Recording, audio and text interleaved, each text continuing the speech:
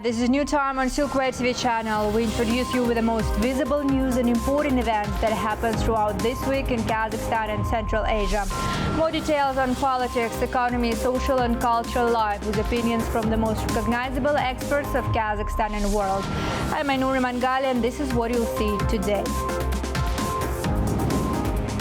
The BRICS summit was held in the Russian city of Kazan. Kazakhstan is not joining the alliance in the near future, but the president of Kazakhstan attended the event. What is the future for a rapidly developing bloc? What will be the main factors for the future prosperity of the Kazakh economy? Doreen Isagulov spoke with the UNDP Futures Fellow Bronwyn Williams to know the answers. Kazakhstan celebrates the Day of Republic. On this day, we will tell you about the origins of the country's multilateral foreign policy. President of Kazakhstan, Kassym-Jomart Tokayev, attended the 16th BRICS summit in Kazan, Russia, where he had brief conversations with Chinese President Xi Jinping, Azerbaijani President Ilham Aliyev, and leaders from Egypt, Congo, Laos, and Vietnam. Experts suggest that this year's summit could pave the way for BRICS expansion. Russia invited leaders from over 20 countries that have expressed interest or are considering joining the organization. Earlier, it was announced that official Astana will not bid for joining the group in the near future. So what did the leaders of the Global South discuss at this summit? Doreen Isagulov followed its agenda. The BRICS summit will go down in history, stated President Tokayev in his address to the participants of the event. He highlighted that BRICS is becoming a global center of international influence, attracting practical interest from many nations seeking mutually beneficial cooperation. However, the head of state emphasized that BRICS efforts complement the work of the United Nations, which remains an indispensable and universal organization. BRICS has both the resources and the experience to build a future building on the principles of joint prosperity, mutual respect and partnership. Kazakhstan attaches a lot of importance to the fact that with every BRICS member state, we have truly friendly relations. I haven't a single doubt that the multilateral efforts of BRICS will contribute to the activities of the United Nations, which still represents an irreplaceable entity, being universal too. The principles of diplomacy and dialogue, as enshrined in the United Nations Charter, from the core of the BRICS agenda. It promotes peaceful settlement of conflict and strengthening the strategic stability. President Tokayev stressed that addressing the root causes of conflicts, such as poverty and inequality, is key to strengthening international political solidarity. He affirmed Kazakhstan's support for reforming the UN Security Council by including new members from Africa, Latin America and Asia. The president also touched upon major global military conflicts, emphasizing their importance in the current international agenda. Kazakhstan supports the initiative of China, the Global Security Initiative, which seeks to maintain global stability, protect sovereignty, and to use multilateral avenues to peacefully settle conflicts. Kazakhstan generally supports China and Brazil's peace plan on Ukraine. Our country shares the concerns of participating countries of BRICS by the exacerbation in the Middle East, which resulted in multiple casualties. It's worth noting that one of the invited guests was Palestinian President Mahmoud Abbas. During his address at the BRICS summit, he expressed hope for Palestine's swift accession to the organization. He emphasized the urgent need to implement the UN Security Council resolution for an immediate ceasefire, highlighting that Palestinians place great trust in the BRICS nations, which have become a significant force in establishing the foundations of international security. It has therefore become an urgent and pressing need to implement the UN Security Council resolution for an immediate ceasefire, the entry of humanitarian aid, the complete Israeli withdrawal from the Gaza Strip, and the state of Palestine assuming its full duties to return the displaced to their areas and rebuild. Chinese President Xi Jinping, representing a country that views itself as a leading force in the Global South, also addressed the summit. He stated that the world's second-largest economy supports the inclusion of more Global South nations in the BRICS group. Xi urged the organization to take the lead in reforming the global economic governance system.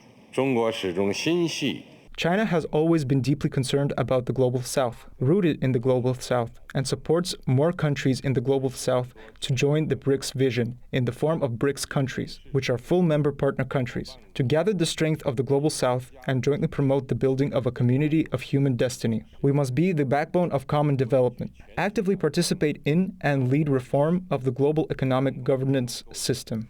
The summit gathered representatives from 36 countries and leaders of 6 international organizations, including UN Secretary-General Antonio Guterres. Around 20 delegations are represented at the highest level. Notably, the BRICS summit also marks the conclusion of Russia's chairmanship of the organization. Daurena Sagulov, New Time. An alliance representing more than 1/4 of the world's economy, BRICS, has now doubled its number and is set to expand further. Presidents of Turkey, Azerbaijan and Malaysia, for example, have already expressed their readiness to join the growing alliance. What is drawing countries together and what is behind its rapid growth? Balzhan Samigulina interviewed experts to know the details. Leaders representing more than 40% of the world's population and 28.6 trillion of GDP assembled in the city of Kazan for BRICS summit. It was the bloc's first meeting with 5 new member states, as it doubled its membership to 10 in less than 2 decades of its existence. As the organization was set up back in 2006 with Brazil, Russia, China and India as the founding members, since then it's expanded to include South Africa, Egypt, Iran, Ethiopia, Saudi Arabia and the United Arab Emirates. While Riyadh is yet to formally confirm, several other countries have applied for membership, as Turkey, Azerbaijan, Belarus and Malaysia. Excellencies, we face the paradox that even as forces of change have advanced, some long-standing issues have only become more complex. In the light of its expansion, the BRICS leaders adopted a joint final declaration with a focus on providing partner status to new members. The group said it cannot ignore the demand for the organization membership in the Global South, but should not rush to expand to remain efficient. In addition to the group members, over 30 countries were represented at the summit by high-ranking guests. Among them were UN Secretary-General Antonio Guterres, Palestinian President Mahmoud Abbas, Turkish leader Recep Tayyip Erdogan, Indian Prime Minister Narendra Modi and Chinese President Xi Jinping. Experts said the bloc's expansion showed its growing global importance as the voice of Global South, but admitted that BRICS was still an organization that focused more on economic issues in comparison with NATO and G7. Former Goldman Sachs chief economist Jim O'Neill, who coined the BRIC term in 2001, commenting on the Kazan summit, said that for BRICS member states it would be relevant to pursue less tariff-based trade and emphasized that cooperation between China and India on significant issues like bilateral trade, climate change and global economic matters would change the organization's perspective. In this regard, O'Neill noted that such collaboration could pave the way for these countries to take on greater responsibility in global organizations and challenge the dollar's dominance. However, the moment is still not around the corner, he said. I get asked by many of their advisors, and of course I've met some of the leaders, and I say to them, why don't you try to make it clear what things you can genuinely achieve together? And there are some. They could do wonders about funding new vaccines or drugs for infectious diseases, which are a huge problem in many of the BRICS countries. They could do enormous things if they were serious about fighting climate change. And of course, linked to this rather slightly fanciful talk about some alternative currency to the dollar. Kazakhstan decided not to rush to join BRICS ranks yet, even though it was closely monitoring the organization and evaluating potential integrations based on its national interest. Experts highlighted that Kazakhstan's position to participate in the summit but not formally join reflected a careful balance in its foreign policy strategy. They noted that since Astana already collaborated with the founding members of BRICS through other platforms like the SCO, EAU and CIS, there is no currently need to join it. This measured response aligned with the country's long-standing commitment to neutrality in foreign policy, as pointed out by Bekjan Sadyrov, head of the Department of European and American Studies at the Kazakhstan Institute for Strategic Studies. And even though the association opposed organizations like the G7, NATO and the UN, middle powers like Kazakhstan could keep committing a stance of neutrality in the alliances without needing to make a formal commitment. Kazakhstan's decision to refrain from joining BRICS aligns with its multi-vector foreign policy. The aim is to maintain flexibility in navigating between East and West while fostering developing relations with key BRICS members, as evidenced by strong economic indicators. Additionally, There are concerns about how Kazakhstan's membership could alter the perception of BRICS, which some experts view as an opposition to the West. Kazakhstan already collaborates with member states on various platforms, addressing relevant regional and continental issues without needing formal BRICS membership, so there is no increased need of joining it at this stage.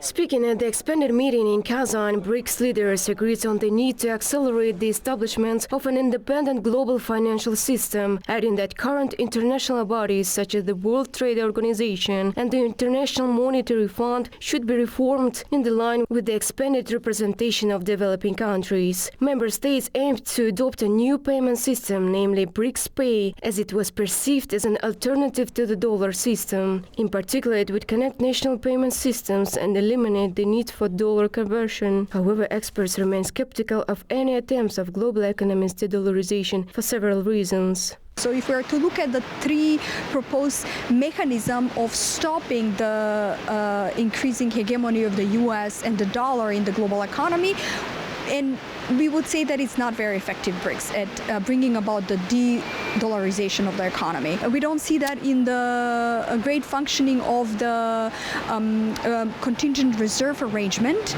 The dollar plays a big role there, and we don't see actually any mechanism through which these countries would issue maybe bonds to underscore the credibility of a unit account that they would create. I don't see any attempt going in that direction. Experts said that the BRICS summit in Kazan was the beginning of the formation of a new paradigm of global financial trade. It cemented the idea of creating alternative institutions independent from the West and served as a platform for wider discussions among the member states without rushing into full-blown commitments. Baljan Samigulina, Noraya Solbek, New Time. Kazakhstan and other developing countries need to focus on developing human capital to meet the future challenges of globalization and automation, said Bronwyn Williams, an economist and UNDP Futures Fellow from Johannesburg. Williams highlighted that technologies like AI will boost productivity but may also widen inequality within professions and between countries. For resource-rich nations like Kazakhstan and South Africa, investing in human capital and renewable energy is key to staying competitive in the future. Last week, Williams visited Kazakhstan to attend Connected 2024, an international conference where experts from around the world explore the future of society. Here's a fragment from the interview.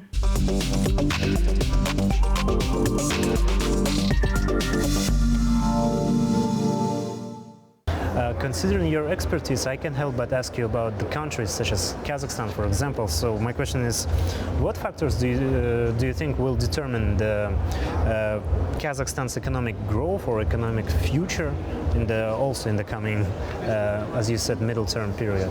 Yeah, I think the most important thing countries, particularly like middle-income developing countries and economies, need to get right is to invest properly in their human capital.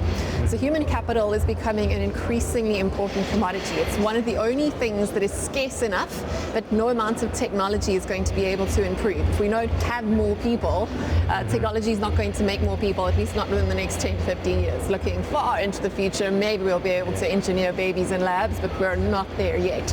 And that means if you have a declining population, you're going to have some challenges. And I know that many parts of the world, like where you're from, that's becoming an issue. If you have less humans, you have less human capital. But also then we also have to make sure that the quality of that human capital is able to keep up with the advances of the twin threats and opportunities of globalization and automation. And in order to invest in your human capital, you have to get two things right. Firstly, you need a healthy, fit population. We're talking about from feeding babies to make sure they grow up to their full potential, and also, of course, looking after the health of your older segments of your population so that they can be working for longer, so that they can be contributing independent members of society rather than dependent old age members of society, which becomes a really big threat. So you have to have a healthy population from the young to the old, and then you have to make sure they are equipped with the skills and the knowledge. I hesitate to use the word education because that's going to become something we're going to have to unpick as a species going forward, but you have to have the skills and the access to information to capitalize on those two things that I said, globalization and automation, that could either accelerate your advance and your competitive advantage or leave you behind. Let me ask you this. As you might know, Kazakhstan took responsibility to move towards greener future. Yes. So how do you see, what impact will the development of these new technologies, such as renewable energy sources, will have on the economy of Kazakhstan, considering the fact that we are actually now highly dependent on resources like oil and gas? Well, countries like individuals need to find a way to have a competitive advantage where you can both add value to the global economy and also be valued for your contribution. So if you do come from a resource-heavy nation like yourself, and I come from South Africa, we have a very similar challenge and opportunity there. Sure, that's great. That's something that is valuable, but it might become less valuable to the rest of the world going forward. So the way to do that is to shift your sort of national mindset around what that competitive advantage really is. And here I can use an example from the world of business.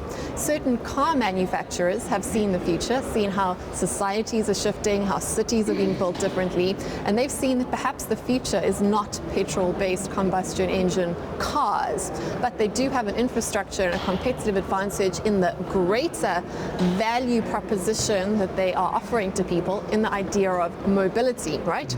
So if you shift your perspective from being a maker of cars to being a producer of mobility solutions, suddenly new technologies are no longer a threat, they now are an opportunity.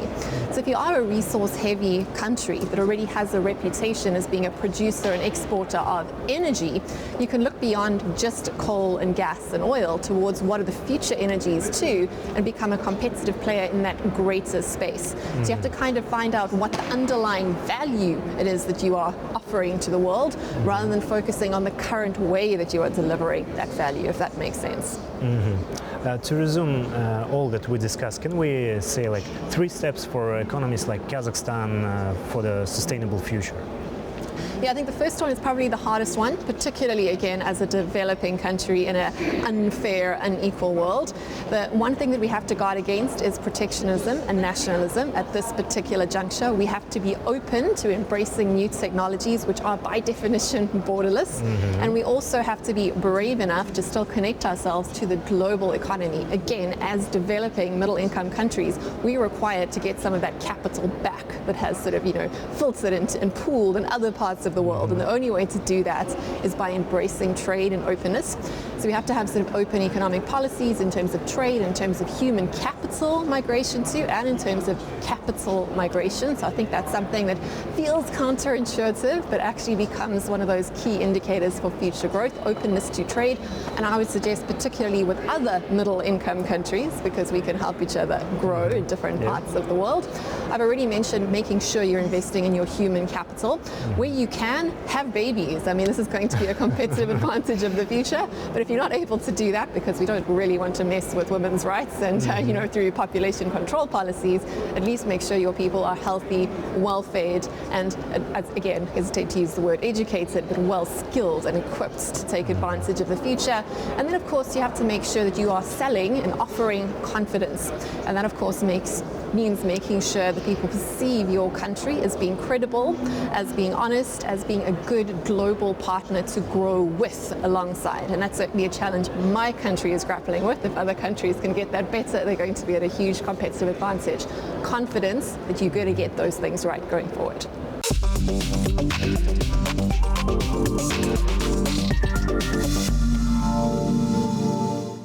And to some other news topics, the Czech Republic is focusing on Kazakhstan and Uzbekistan, positioning them as key players in Central Asia. The visits of Czech Foreign Minister Jan Lipavsky to Astana and Tashkent this week confirmed this course, said Slavomir Hanuk, a professor at Charles University in Prague. According to this scientist, the discussions on bilateral cooperation demonstrate Czechia's growing interest in the region. Notably, during the latest negotiations held in Astana, Kazakhstan Kazakh President Kassym-Jomart Tokayev emphasized the strong cooperation between the two countries and the potential for trade and investment, reaffirming Kazakhstan's support for Czech investors. Jan Lipavsky in turn extended an invitation from Czech President Petr Pavel and highlighted growing economic ties, particularly in industry, the green transition and energy as promising areas for collaboration. Details on the current status and development potential of Kazakh-Czech cooperation in the following report. The past year marked a successful beginning for Kazakhstan's cooperation with Czech Republic in the fields of defense and aviation. Prague expressed its readiness to supply Kazakhstan with new generation aircraft produced domestically. Today, the European state seeks to import uranium, copper and other minerals from Central Asia, offering mining equipment in return. This is at the heart of economic bilateral cooperation, stated Slavomir Hanok, a professor at Charles University. However, Czech interest extends beyond supply of hydrocarbons, he added. As for the political issues, we can have, of course, vital interests in Kazakhstani products that are exported, either oil, gas, or other mineral resources that are extracted in Kazakhstan. But what I really appreciate, just looking at the statistics, it's also, let's say, more value-added products that are exported from Kazakhstan to other markets. So from that point, I'm really happy that it's not just simple mineral resources, but from Kazakhstani sides, we can be interested in different kinds of agricultural products, textile industry, metallurgical industry, and so on, which is quite important for us as for now. Kazakh-Czech relations demonstrate promising progress across various sectors. Successful cooperation is evident in energy, agriculture and mining. Czech companies are actively expanding their presence in the Kazakh market, and the country now sees significant potential for further collaboration in education, cybersecurity, advanced materials, nanotechnology, and aerospace engineering. As noted by experts, EU countries have been actively developing direct cooperation with Central Asia in addition to established strategies similar to the approach taken by the Czech Republic. This individualized approach allows EU countries to better meet their specific cooperation needs, as national governments can define those needs more accurately than Brussels, Professor Horak said. European side or EU or some separate European countries like Germany, who really are able to gather together all like 5 countries, regardless of level of format. For Czech Republic, this is not actually the strategy. It's rather on the bilateral relations based on, of course, demand of our Czech business society and business environment, and of course also based on needs of Czech, let's say, humanitarian exchange in universities and other issues. So Notably, an important symbol of successful cooperation has been the return of Przezwovalsky horses to the Kazakh steppes, a project initiated by the Bragg Zoo and the MFA of Kazakhstan. In June this year, the first 7 horses were transported to the Altyn Dala, with plans to bring at least 40 more animals in the future. This active exchange in the scientific, cultural and ecological field will foster further developments of Kazakh-Czech relations, as experts say. Balzhan Samigulina, New Time. The Czech Republic has invested more than $350 million in Kazakhstan over the past 10 years, establishing Kazakhstan as one of its key economic partners.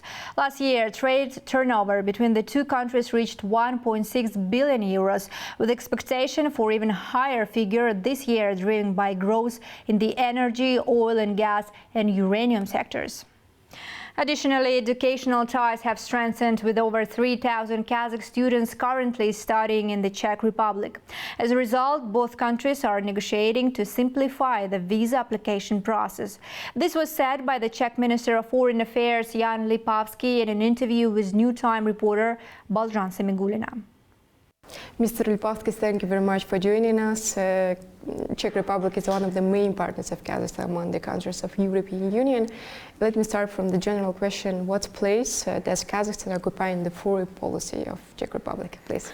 Thank you very much for having me, and I have to say that Kazakhstan plays a very important role in our foreign policy, given the strength of our economic ties and ongoing projects and planned projects.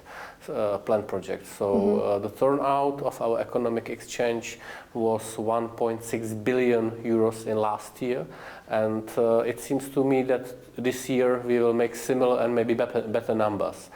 So there's a wide range of sectors where this cooperation is really flourishing, and I'm here to discover more, and the political dialogue is always very important for business ties. Yeah, and Kazakhstan is one of the main oil suppliers to the Czech Republic, as well as one of the main world producer of uranium. Can we speak of the new deals, perhaps, as the result of a visit to be signed between the two parties of the supply of uranium, perhaps? I would not say that the specific visit makes some deals possible. I signed a memorandum of understanding with my counterpart, Minister Nurtleu. However, to pay attention to those matters, it's very important. Energy security is important for Kazakhstan as well as for Czechia. We are diversifying our sources of energy, being it oil, gas, uranium, or we are seeking new renewable resources of energy so we can fight the climate change. So yes, the cooperation with Kazakhstan in terms of uranium is a very important one because this is a unique source of our energy. But it's not only about energy. It's also about manufacturing. We are delivering airplanes to Kazakhstan. Škoda Auto opened a plant here, so many things is happening.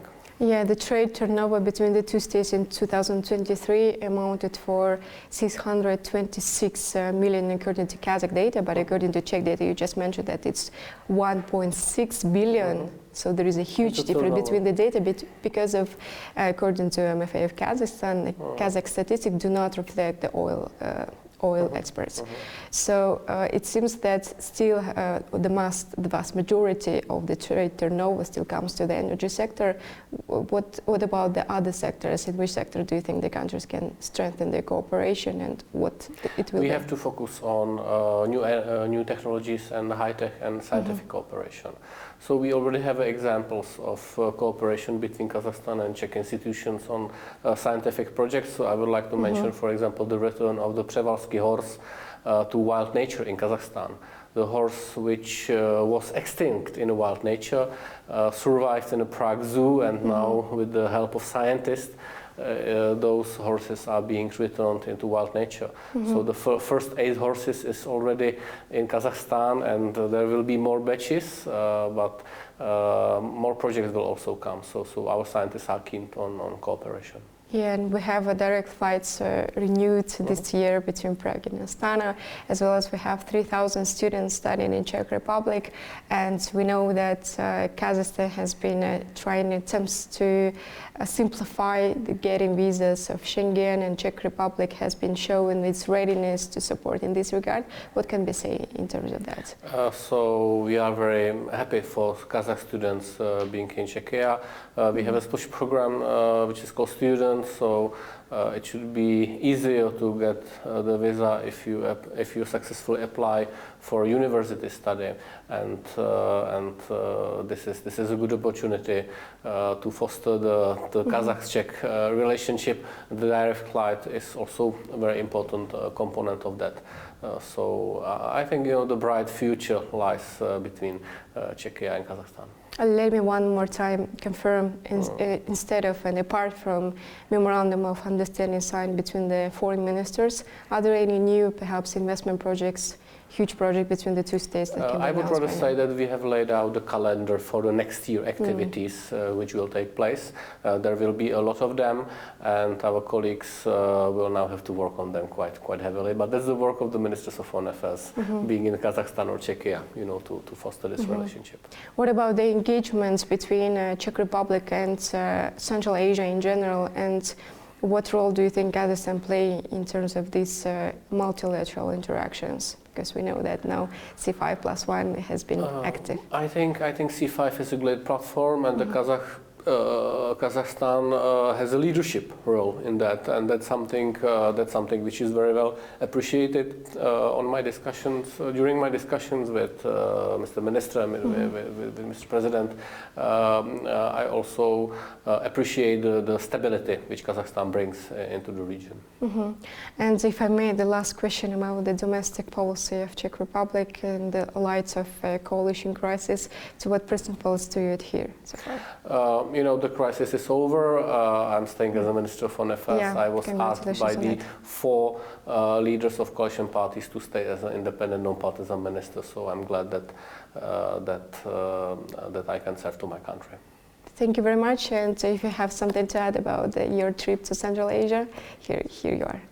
Thank you very much. I really enjoyed the hospitality of Kazakhstan, and I'm great that I can be part of this thriving relationship. So thank you very much. Thank you very much.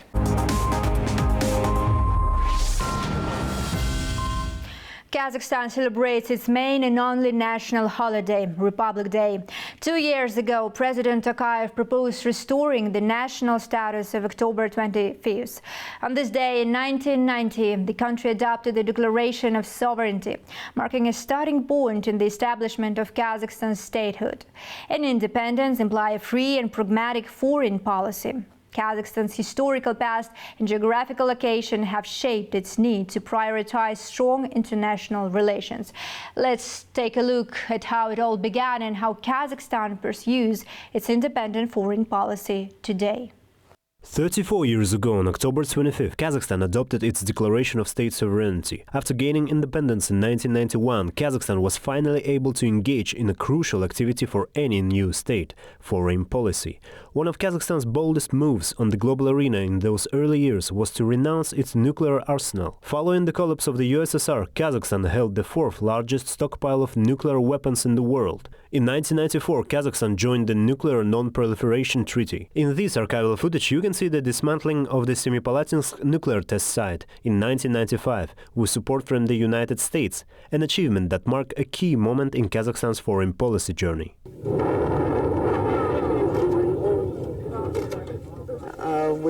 When we finish today, we will have closed a total of 181 nuclear test tunnels and 13 boreholes for a total of 194. And that's an important achievement in its own right to eliminate such a massive nuclear weapons infrastructure.